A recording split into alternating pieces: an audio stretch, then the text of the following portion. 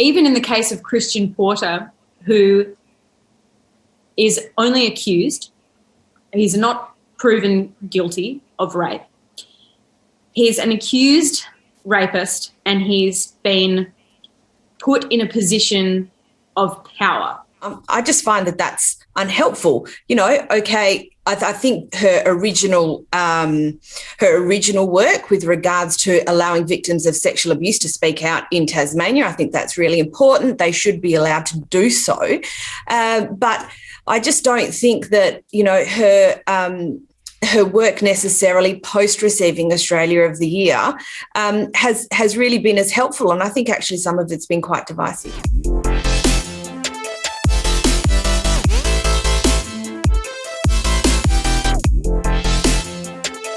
G'day and welcome to episode 56 of The Other Side. I'm Damien Curry. If this is your first time joining us, welcome.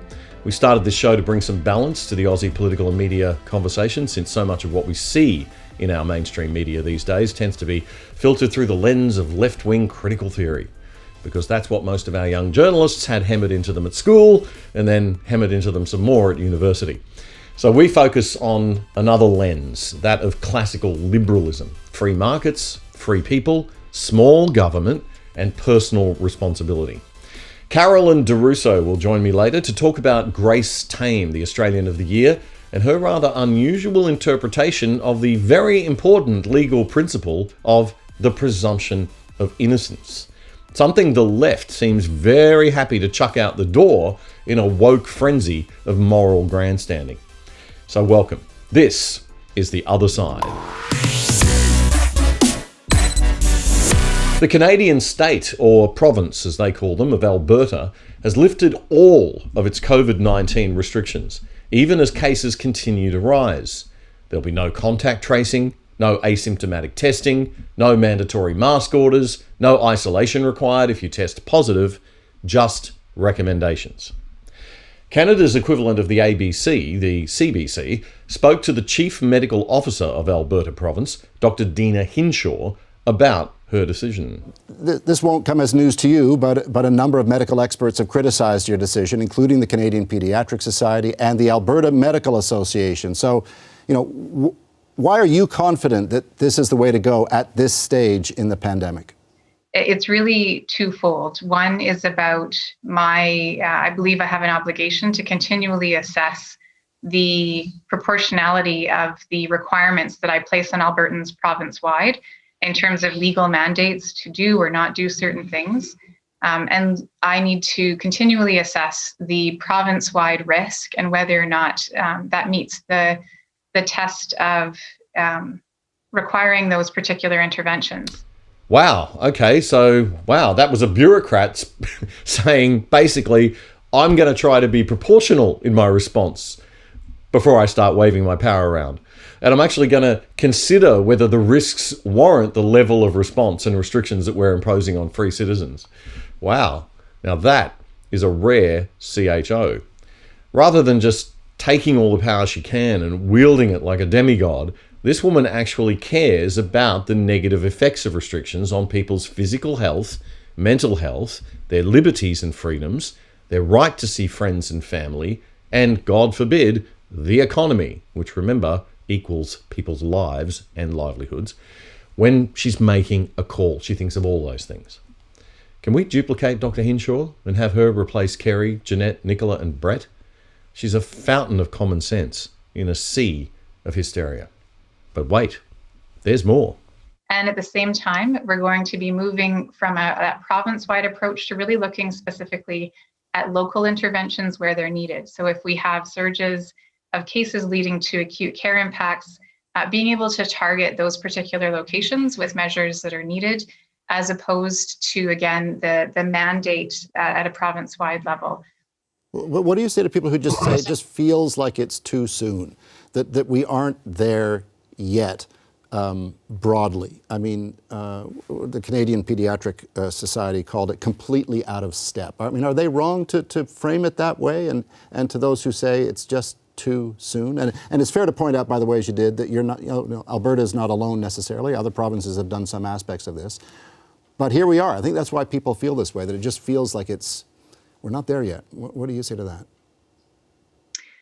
We've lived through a remarkable and painful time together over the last year and a half with respect to the huge impact that COVID-19 has had and the impact that the restrictions have had. And I think that we have become accustomed to, we've relied upon some of those basic infrastructure pieces like testing, contact tracing, and case investigations as a part of what's helped us feel safe. COVID has taken away the predictability that we used to feel we had in terms of our daily routines. So it absolutely is something that is concerning, and I recognize and acknowledge that this is a big shift to make. It's a very rapid shift to make, but we know that this fall we will see other respiratory viruses coming back again, things like influenza, things like enteroviruses, rhinoviruses, RSV. And it's important to think about not just the impacts of COVID-19 on that infrastructure we created to manage COVID-19 pre-vaccine, but also what impact will it have when we see all sorts of other viruses that cause exactly that same symptom picture. And so you quoted Dr. Tame earlier, and I would echo her words that the things we've learned from COVID, we need to take forward in a sustainable way to help us with all those other viruses. But the current system we have with widespread testing for even mild illness and the significant investment in a widespread contact tracing is not something we can live with for years to come. Again, I think there's no perfect answer. There never has been in this pandemic, but we do need to think about COVID as one risk among many and not as the dominant risk that everything needs to focus on, because following status quo, I believe has risks of its own. And again, I think the important thing to remember is that our approach that we are currently running is diverting public health resources almost exclusively to COVID-19. We have, unfortunately, tragically, babies dying of congenital syphilis. We have our childhood vaccination rates for other vaccine preventable diseases dropping, putting us at risk of other vaccine preventable outbreaks. We have cancer screening rates lower. There are other things that are a significant risk to Albertans, and the longer that we focus on COVID, especially at this point in time when vaccines have again disrupted that automatic case to acute care ratio.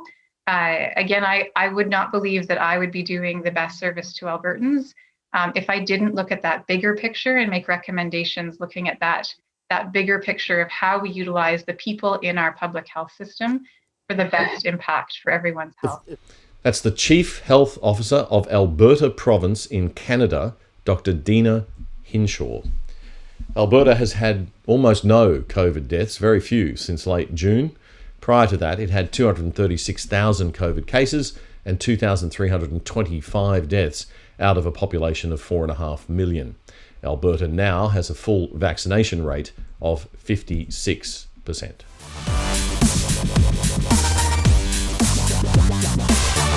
Well, it's official. Campbell Newman is now almost certain to win his Senate seat for the Liberal Democrats at the next federal election.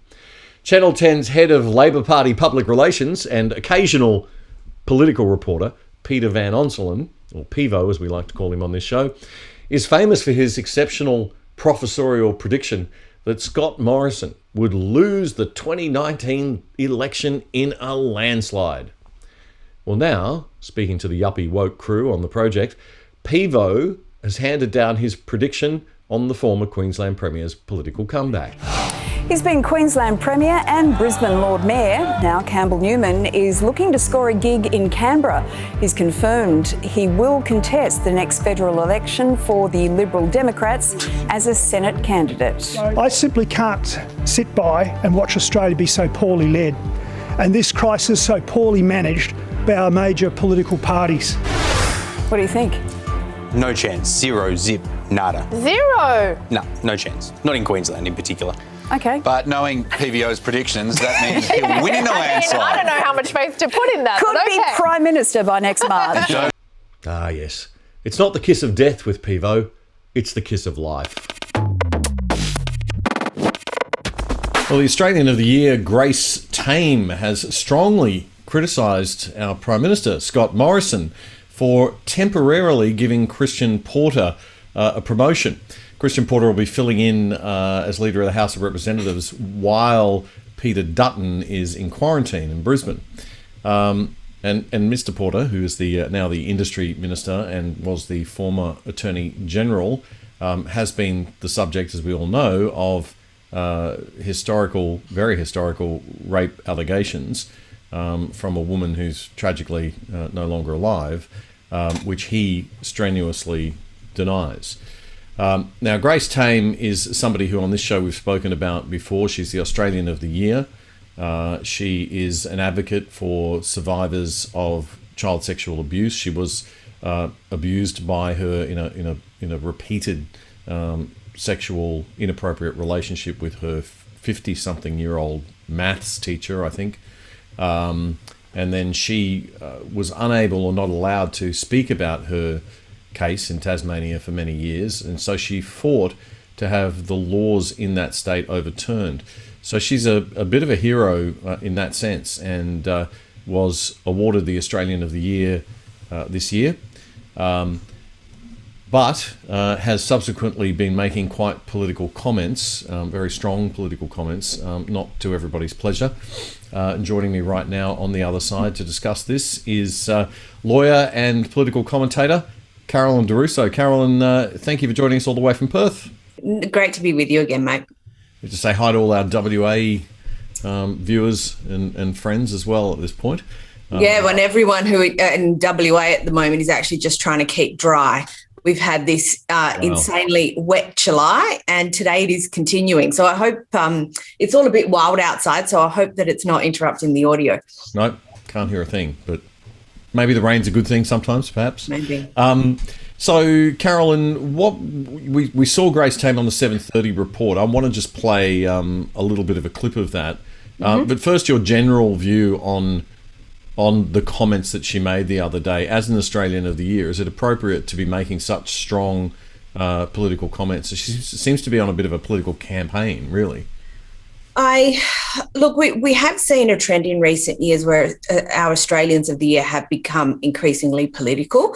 I think it's a little bit of a shame because, you know, the idea of having Australian of the Year is to reward someone for service and then hopefully that they'll go forward to do good things and help the community. I find that when Australians of the Year become political, they end up putting off some kind of section of society, putting them really off, and I just find that that's unhelpful. You know, okay, I think her original work with regards to allowing victims of sexual abuse to speak out in Tasmania, I think that's really important. They should be allowed to do so, but I just don't think that, you know, her work necessarily post receiving Australia of the Year has really been as helpful, and I think actually some of it's been quite divisive.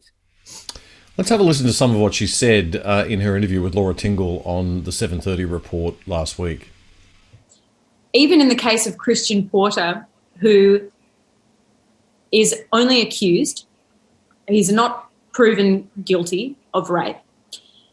He's an accused rapist, and he's been put in a position of power. That sends a message of skewed priorities. Okay, well, Grace is a pretty intelligent woman. She got an ATAR in the very high 90s, as far as I know. But that is just train wreck of logic there, isn't it, Carolyn? And a little bit manipulative from a PR perspective. Like, he's only accused at this point. He's been convicted of nothing, but he's an accused rapist. You know, we hear that term, accused rapist. Yeah. It's not a very nice term to have associated with you when you are pronouncing your innocence every single day. No, that's correct. And in very technical terms, and look, you and many other people have heard me speak about the rule of law. And honestly, in this race, it's the only pony I'm backing here. even though, and I will disclose just for, because it's appropriate to do so, I'm a member of the Liberal Party. I sit on WA State Council. I don't know Christian Porter. I don't think I've ever met Christian Porter. I've definitely not had a substantive conversation with the man. But so it doesn't matter anyway. I mean, I know, but people like to criticise. But the rule of law is something that's really important, and I talked about it in relation to George Pell, and I'll talk about it again in relation to Christian Porter. The rule of law, and this is Justice Anton Scalia in the US, he says that the rule of law is the law of rules. And they're very technical and they're very precise, and they're that way for a reason, because it is important that they are applied delicately and effectively. And I spoke about this just last week on Sky, and I said that I describe the rule of law as being like carbon fibre. So it's really strong when you apply it directly or correctly in the right direction. But if you knock it around, it just shatters. And that's unfortunately what, in my view, when you start going, oh, it's this but, and you try and make all these carve-outs that, you don't want to say that someone has done something wrong, but you don't want to say, that they're innocent either. And one of those points is he's not really an accused. You're an accused once you're charged. Right. Well, there you go. Right. You're an accused once you're charged. Think of that. And that's when the presumption of innocence kicks in, because once you are charged, you then have the presumption of innocence, and you retain that presumption of innocence until you're proven otherwise. So if you're found not guilty, then the presumption of innocence stays. It doesn't mean you are innocent. It means the law, and for all intents and purposes, you are innocent because the prosecution was not able to discharge the burden of proof, which is beyond reasonable doubt, to that standard. So that's when you retain that presumption of innocence. Christian Porter isn't even accused. Christian Porter has had allegations made against him.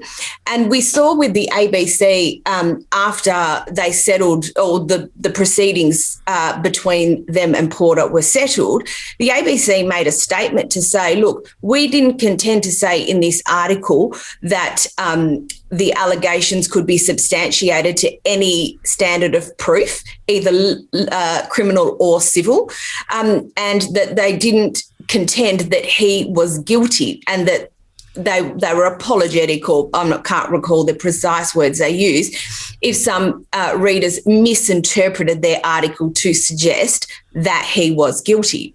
The other thing that people, I know, right? Yeah. So why are you muckraking in the first place? But anyway. It used to be a thing in journalism when I was a journalist that you're a little bit responsible with stuff like that because you understand the public relations power of the message that you're delivering as an authority on the television set or in a newspaper. That seems to have gone by the wayside for the ABC completely. Correct. You've given us the legal point of view there, Carol, and of course the PR point of view is that mud sticks, and the Labor Party know this, of course, and they know how to play the game, and so do the ABC. I want to just highlight another clip now. Laura Tingle, after Grace made that comment, she then put this minor trivial issue of the presumption of innocence, upon which our entire legal process stands, to Grace Tame. And I actually thought it was terrific that the ABC actually knows what the presumption of innocence is. I thought they gave up on that idea years ago. But you'll see the way Laura Tingle asks this question. She doesn't look at the camera. She looks like she's reading it, which is an old, presenter's trick to kind of show that, I don't really believe this to the world, and all the lovies out there. But you'll see her asking this question, and have a listen to Grace's answer. Well, under Australia's legal system, everybody is entitled to the presumption of innocence until proven guilty. What would you say to those people who say Mr Porter's not been convicted of anything or even charged with anything, and that therefore he's entitled to the presumption of innocence, and that the government is entitled to put him in a job which practice says he would normally get, even though there is a deputy who is from the National Party? I agree. I believe in the presumption of innocence as well. But also, the law is the bare minimum standard. One can be a law-abiding citizen and also hold outmoded views and behave according to those outmoded views. Furthermore, this isn't just any position this is a position of public trust. And if I were to personally be picking somebody for a position such as this, or even, say, picking a babysitter for my children, if I had the choice between an accused rapist and a whole bunch of other people who were not accused rapists, I would probably pick one of the not accused rapists. Wow. Okay, that is PR gold. She is undoubtedly media trained and messaged to the hilt by the Labor Party flacks or somebody. So first she uses that term accused rapist about 100 times. Then she sets up this idea of the babysitter in people's minds, and that's something that we can all relate to. We'd never want anybody who was a real accused rapist or looking after our children. So that's a very powerful image. And then, bang, she turns it and whacks the Prime Minister to make it look like she's not attacking Porter, she's attacking the Prime Minister, saying he has poor judgment. He's got an accused rapist to babysit the children. I mean, that is, pretty nice work from a PR point of view. Diabolically immoral and evil, but well done, Grace Tame and the PR crowd. I have a lot of difficulty with pretty much all of that. For starters, and there have been the accusations where they talk about accused rapist, but there's been a lot of commentary, and Grace Tame did use this word in her op-ed in the Sydney Morning Herald. Whether you can say that it was directed at Porter or not, it was a little bit indirect. I won't say. I forgot to mention, Carolyn, this all started with that opinion editorial op-ed in the Sydney Morning Herald and the Age, right? Right. So she used the word in there, accused predator or something predator. Now, we need to be really careful here, because the allegations, insofar as they relate to Christian Porter, and the incident in question, he was also a minor at the time. Right. Yeah. And this is where I have a bit of difficulty, or I have a lot of difficulty with it anyway, but in relation to the use of words like predator, or use of words like, would you let someone like this look after your children? Because you're trying to extrapolate out the power balance that exists now, Christian Porter as Attorney General or acting leader of the House or government minister, directly to the fact that the original allegations, which occurred 30 years ago, occurred in relation to a 17-year-old minor. Well, that power balance didn't exist at that time. In fact, the allegations are made that they were both about the same age and they were both minors. So I think that for starters is quite unfair. That's an incredibly strong point, actually, because when you conjure the image, they make it sound like it was the Attorney General who did it. Didn't do, and there's no evidence of him doing, but you get that image of Christian Porter today as a grown adult, 40 or 50-something-year-old man with a young teenage girl, and that's not what it was. It was a boy. It was a 17-year-old boy with an 18-year-old, 17-year-old girl. Yeah. I don't know what. I think she was 16. I think there may have been a year between them, but they were both minors at the time, so far as it's alleged and so far as I understand. Right. So, I mean, the whole thing is just so fragile and absurd and based on such flimsy. I mean, anyway. And then Parnell McGuinness, she wrote a responsive, but a very respectful, responsive op-ed in the Sydney Morning Herald on Sunday. Mm-hmm. Just breaking it down and explaining the importance of the rule of law and why we have the presumption of, and it was very important, effective and politely done. Yeah. Grace Tame then retweets it and says, the presumption of innocence is paramount, but. Well, if something is paramount, there's no but. There is no but. And then she goes on to talk about... It's paramount, but... And she goes on to talk about this elusive independent inquiry. Okay, this elusive independent inquiry that the Labor Party and the lovies and the activists keep talking about is the mother of all red herrings. So, but everyone wants, we need to know if he did it or not. It is a criminal offence, right? So when you're talking about criminal offences, the body with the most extensive powers of investigation and ability to compel evidence are the police. There's no other body that can do more than what the police can. So if the police have said, look, we've looked at this, there's not sufficient evidence to press charges, there's not a sufficient ability to do an investigation into this, we can't deal with it. There is no one else who can. And everyone keeps talking about, we'll get a retired judge. But it's like a kangaroo court, a parallel legal system. It's insane. Right. And so then it becomes a question of, okay, where does the power for this independent inquiry come from? How does it compel evidence? What are its powers to investigate? What are the rules for evidence? What is the burden of proof? And you start asking all these questions. We already have a legal system. Asking more questions and getting even less answers. And the fact of the matter is, it's increasingly, it is totally political, and it's just this opportunity, and I've written about this previously, to open the door, lower the bar, just rake as much muck as possible and hope that you come out with some convenient outcome and some of the dirt sticks. So I just, from a legal perspective, I cannot see how the independent inquiry can achieve anything more than what the police can. Absolutely. Well, I'm going to go one step further and actually start to ask this question now, since we're in the area of speculation. I want to just play one last clip of Zero Logic. I want you to watch how Laura Tingle asks this question. She's virtually playing Labor PR person here, and is actually leading Grace to or helping her in this narrative of twisting this, idea of Christian Porter, the accused rapist, and Scott Morrison, failing to be there and dumping it onto ScoMo's image, which is basically what, the political operatives are trying to do at the moment within the Labor Party generally. They want this whole image of Scott Morrison as a weak leader, as a somebody who hasn't stood up for women's rights or against abuse. Let's have a little look at this clip. This is quite disturbing. So your issue really is with the choice made by the Prime Minister, not with Christian Porter. That's right. This is not about Christian Porter's character. This is about the morality of our current leadership.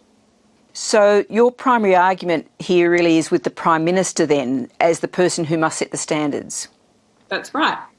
The ABC and Labor, hey? There's no better resourced, better trained, better aligned PR machine anywhere in the world, probably, outside of communist countries. But boy, she's good. I mean, she's articulate, she's smart, she's extremely beautiful. She studied theatre and acting, and she's an artist, and she was married to a Hollywood actor named Spencer Breslin. Although they seem to be separated now. She seems to be with somebody else, but it's hard to get clear on that with the research. But I mean, she is a person who gets it. She understands the power of an image. She understands how to perform on camera.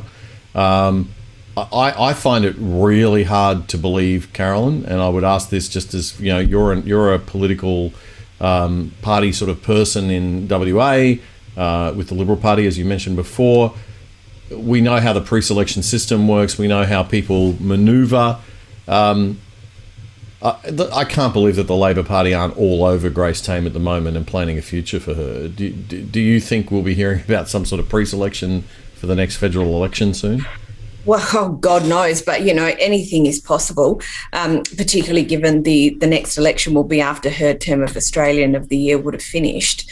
Look, as a general, I'm not interested in I'm not interested in who she's married to or what her background is or really anything like that. No, I only mentioned, I just want to be clear, I only mentioned that because he's an actor, not because, it's just the Hollywood connection and the fact that she's in that environment and has probably learned a thing or two about image and, she studied and lived. Well, she does understand image very well and she does do it quite well. Look, she's a fantastic presenter. Granted. The difficulty that I have with a couple of the points there is the fact that there have been no charges and the fact that, this really can't go any further.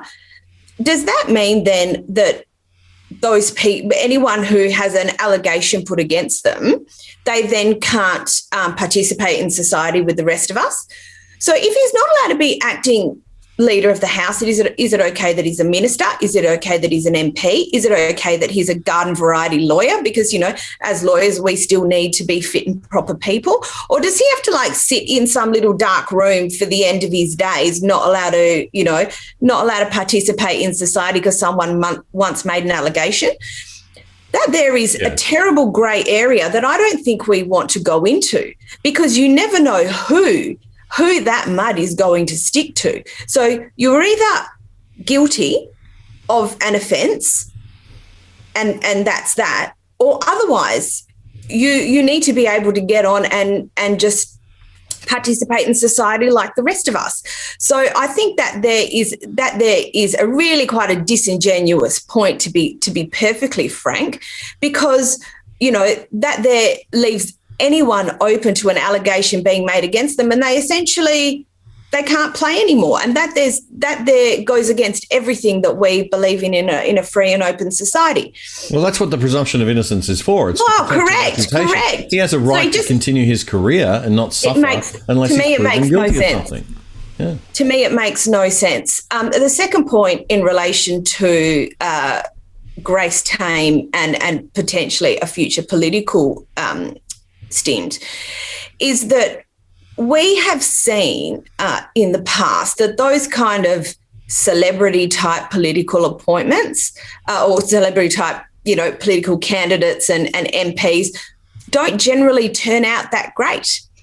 They just don't. And so for me, it might be something that she would be interested in. But then I ask myself the question, does she have electoral appeal? And the drum that she is banging is a very, very niche drum. So it would have to be a real woke inner city type seat. I can't imagine her, having that sort of appeal in, the old Labor heartland or anything like that. So, I think maybe that could potentially be a future, and that's up to her, and she should pursue whatever that she wants to pursue. But to the extent that she's electable, and then on top of that, the extent to which she's going to be effective, well, they're totally different questions. Yeah. Just finally and quickly, because we've got to wrap up, unfortunately, Carolyn, but the Britney Higgins situation, this has been a bit extraordinary because we're now seeing it all over the papers. I thought we had a principle in Australia of sub judice that once something's before the courts that it shouldn't be spoken about. Am I missing something here? What? Well, it depends. Look, it depends what is being reported, right? So it would not be, it's not unusual that if charges are going to be laid or charges have been laid for that to be reported in the papers, that's pretty stock standard. And so far, that's all I've seen. I'm not sure if something more substantive has been written. But as far as the substance goes, that there's when, we tend to try and leave that to the courts. My understanding is, I think it was reported on Friday, that someone has been charged in relation to these allegations. Yeah, and it was all over the paper on the weekend that he came out. They had photos of him, and he's 6-year-old, and he said, I didn't even have any kind of connection with her in a sexual manner whatsoever. So it wasn't a case of I didn't rape her. It was a case of I didn't go there. I didn't touch her. Right. Right. Now it's a he says she says, of course, as a lot of these situations end up being, but. To your point about, the portrayal of this as some sort of predator with a child, they're about the same age, roughly. He might have had a more senior position to her at work, and so that makes any kind of such interaction probably very inappropriate, of course, if he did have that more senior position. But, there was alcohol, there was a party, she was supposed to be on duty, probably shouldn't have been drunk. I've said on this show before that just on a work basis, if I had an employee who behaved like that and then wound up going back into the office on her own with a guy or a guy going in there with a girl, I would have them both fired. So Well, it puts your business at risk. It puts your business at risk, and duty of care and all those sorts of things. Yeah. You can't, there is no way that an employer can manage that sort of behaviour. No. And so, I don't feel for either of them in that sense, but, it's one of these he said, she said situations, and it's the difficulty of a lot of these allegations. I mean, we can't, I'm the father of 2 daughters, and I think if I thought one of them had been sexually assaulted in any way, I God forbid, I would be taking some action on my own. But I think that if you are, if you're the parent of a son, and they were accused of something like this, then the trauma associated with that would also be quite significant, particularly if the other party was not really very with it at the time that the alleged incident occurred. Well, it just makes it all increasingly difficult, and this is why it is important, if you have been a victim of sexual abuse, to go as soon as possible to the police. Because it is easier to gather evidence. It is easier to, get your recollections down and all that sort of thing, as soon as possible after the event. The inflection of time, and this is why in civil matters, for example, you have limitation periods, because they realise that after a period of time, memories fade and evidence disappears and whatever. So to balance out a lower burden of proof, you have that you have those limitation periods. Right. In the criminal system, it's kind of the opposite, right? There are no limitation periods for very good reason, but you have to reach that higher bar. So evidence does need to be stronger. It does need to be stronger. And so that's why, that's why people need to go to the police as soon as possible. And I understand there's a trauma involved and that sort of thing, but it makes the whole process in the medium term a lot easier to deal with, I suppose, if that's I don't know if it's ever going to be easy to deal with, but, more manageable, I suppose, from that point of view. But the fact of the matter is, in the cold light of day, someone is going to be charged. I'm not sure if he's actually been charged. Once he's charged, he is accused. Yes, he is. Right? Once he's charged, he's accused. And then that's when the presumption of innocence kicks in. Right. And he should have. Right. Yep.